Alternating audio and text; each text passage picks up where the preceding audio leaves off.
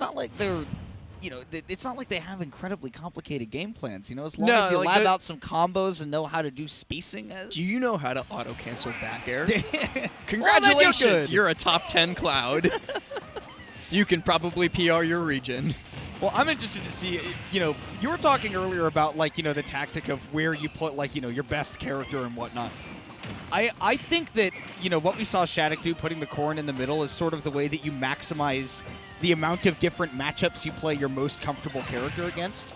But I do really like the tactic of leading off with your best character, getting to establish a lead and set the pace for the rest of the game. Because we talk about that a lot in singles as whoever takes the first stock gets to really dictate the pace of the rest of the match. But, in Squad Strife, we always go, best character anchor. But look at what MFA is going to get to do now that Diddy Kong has been immediately dispatched. Well, I also think it's a factor of which matchups those characters are going to be facing. Like, if you have a general idea of what order your opponent's going to go in, so you know that Beastly started Diddy Kong.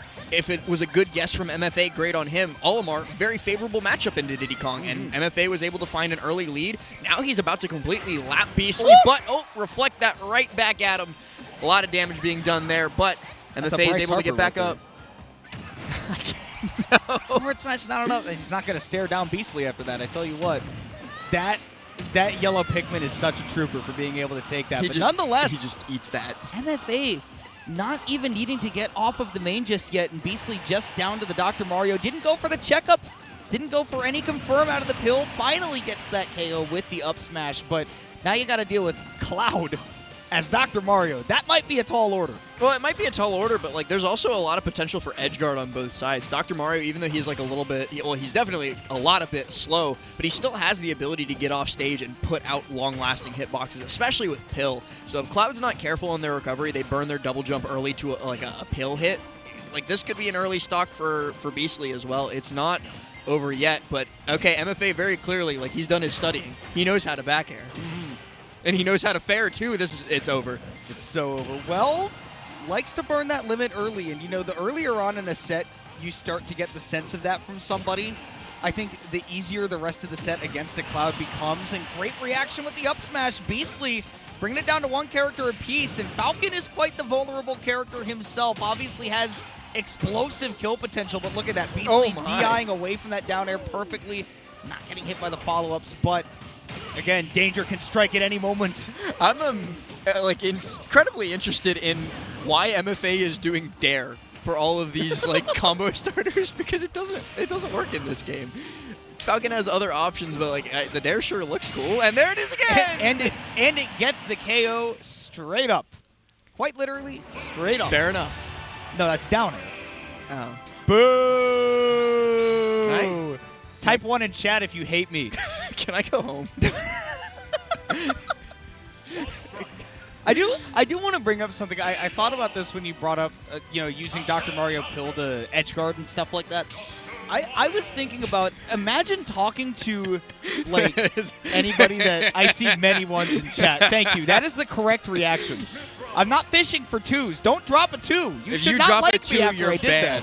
I have mod powers in this chat. I can ban you. Can you imagine talking to just any, friend, random casual player and saying, yeah, Dr. Mario's Pill is legitimately one of the best projectiles in the entire game? Yeah, because they see it, and it's like a slow-moving projectile. It doesn't really hit very it's often. So innocuous. It doesn't. Well, it's inoculated because it's a medicine. But wow, look at Mr. Frickin' Vocabulary over here.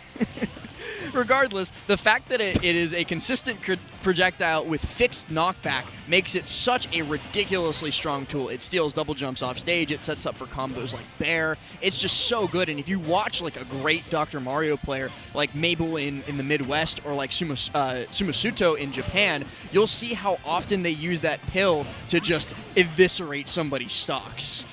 Well, meanwhile, Beastly leading off with the Doc this time, leaving the more seasoned characters in the back, unless he's just been playing a ton of Doc lately. And honestly, he played a ton of Doc yesterday, that's for sure. I'd believe it, considering how good this Doc has been looking this entire time. Well-timed foresight from MFA, though, able to knock that Dr. Mario off stage. No big follow-ups, though. The weird angle on the up smash is going to allow MFA to live with good DI. So this is going to be this is kind of a barn burner of a first stock. Looking for... Oh, he wants roll-in so bad. He's positioning himself there. Beastly, though, hasn't really been showing that. This time around, dare up air not quite enough to take the stock away. Regaining center stage. Beastly going to go for another edge guard. No jump this time, but high air dodge is going to get you away. And just a quick neutral get up into an up tilt to take the stock. So the dock is gone. Could be another opportunity for MFA to take the second game. And I noticed that he swapped the one good sword character out for another, and we didn't really talk about it. But the Cloud is gone and on to the Mithra, and he didn't lead with the Olimar this time around. In fact, the Olimar is in the anchor position, which will most likely take on the Ness if that so happens. I think that this character order has been great for Beastly in general, especially having Diddy Kong matching up against Captain Falcon.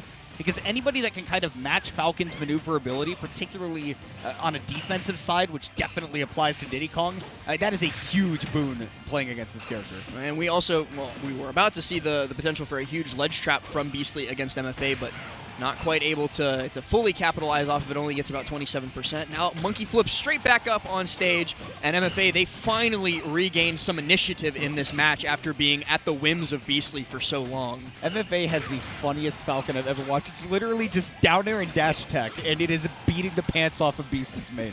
And I don't understand it. Because like you're saying, like down air's not even that good of a combo starter, but it's literally just Do you remember down air and dash attack, and it's winning. Do you remember Bloom Forever versus Shuton with the Mii Brawler? I do. At the French Invitational. This is what that reminds me of just like a good fundamental player playing a character that they do not normally play and not knowing how they actually like fully combo, but just having, well, that's pretty nice. Speaking of knowing how to combo, Beastly definitely got all that he could out of that banana. But yeah, no, I know what you're saying, where, you know, you just have somebody who's like, well, I know one neutral win condition with this character, and I know how to download you, and that's all I'm going to rely on.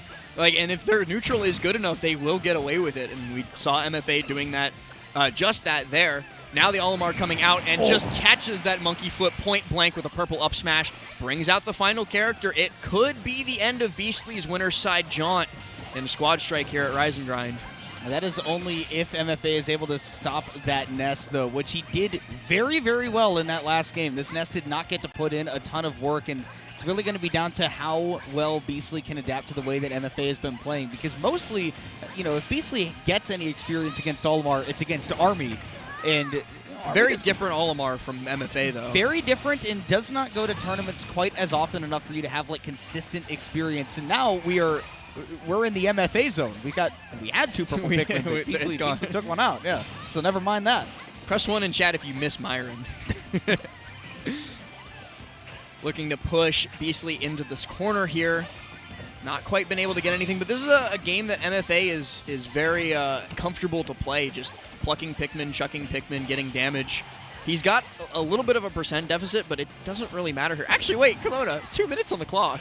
This has been a long game. This has gone on for a little bit, and well, it's not going to go on any longer. Well, whatever I was about to say is no longer relevant, because Beastly, noting that Olimar's shield is terrible, and just charges up smash and says this is going to shield poke you eventually. Yeah, like the frequent question for like Olimar players or aspiring Olimar players who are trying to push past that like mid-level echelon to get into the higher levels of Smash is, what do you do when you're stuck in shield? How do you get out of that? And right there, well, against Ness, there is no good answer. The correct answer is don't get there in the first place. Not only is Olimar's shield itself very bad, he doesn't even have good out of shield options. Exactly. It's like, what are you going to do, nair? Olimar, you could up tilt. Olimar up tilt's very funny. Olimar forward tilt. Olimar punch! Yeah! Well, Olimar punch going to come out at the top of the lineup. Or sorry, at the bottom of the line. I always forget that it's left to right, right to left. It's like other way around for both for the player one, player two. It's opposite of what you would think. But yeah, no, the Olimar is going to lead off for MFA, which I don't blame them for going back to that, right? Because the way that we saw Game 1 go, it was, hey, establish that momentum, get the Olimar out front, and do some big damage with my best character. And if Beastly is going to start off with the dock, right, then that's a really big opportunity to say, hey, you don't really have the maneuverability to really lock me down and prevent me from plucking a ton of Pikmin or just avoiding them in the first place. Yeah, and a public service announcement for those of you aspiring Olimar players in chat. None of Olimar's tilts except down tilt are good. Yeah. But F Smash sure is. And now we have a pretty ideal lineup for a Ness at low percent. A white and 2 purples. Beastly better start killing Pikmin ASAP. He got one of those purples out of there. He got a base hit in the left field. Just knocked it right off of the stage. And again, we saw the Ness do pretty well against the Olimar in that last game. Beastly is going to need to replicate that to have a shot at this, because it looks like he's starting to get, like, he was pretty used to fighting against the Mithra. Wasn't too much of a problem, and the Falcon he was able to adapt to. But obviously this Olimar is just such a present threat from MFA. We've got to see if Beastly is able to take that down, or if MFA is just going to run over this game and move on. 64% already built up and just continuing to climb. MFA doing such a good job of staying right outside of Ness's threat range. Like, you see Beastly continuously trying to burst at him with either like Fair or Nair, and neither of them are working because MFA is just like, here's a purple to clank you. You're not actually going to be able to reach me. We see it here again. An F smash comes through, and this Ness could be going the way of the Dodo very shortly. It does take out that purple Pikmin, though. Gotta watch out for the blue at this point, and as I speak it into existence, the commentator's curse or blessing, depending on who you're rooting for, MFA is able to bring it down to the Diddy Kong. Again, Beastly's most refined character, I believe, at this moment. I love in Squad Strike when somebody has Pyramithra not at the start of their lineup, that it... Oh, my God, and it's not in the gone. lineup at 0%. all. I know what you were about to say. It's not relevant anymore, Last. It's Who last cares? stock. We have nothing to fill for anymore. I don't need to share fun facts about Squad Strike because Beastly is showing us some fun games of Squad Strike as he is absolutely decimating MFA's final 2 characters with this Diddy Kong. It didn't go very well against the Olimar, but as soon as the Olimar left the screen, he has been absolutely cooking. But now MFA, finally, they have an opportunity to fire back. They get a little bit of damage on, and they are starting to call out those spot dodges from Beastly again. If spot dodge comes through, though, he's able to escape disadvantage. We are going to need to see how MFA can adapt, though, because this Falcon, aside from the downers, has mostly been pretty grounded on the approach, and Diddy Kong controls the ground, and Beastly will be able to control the game at the very end. That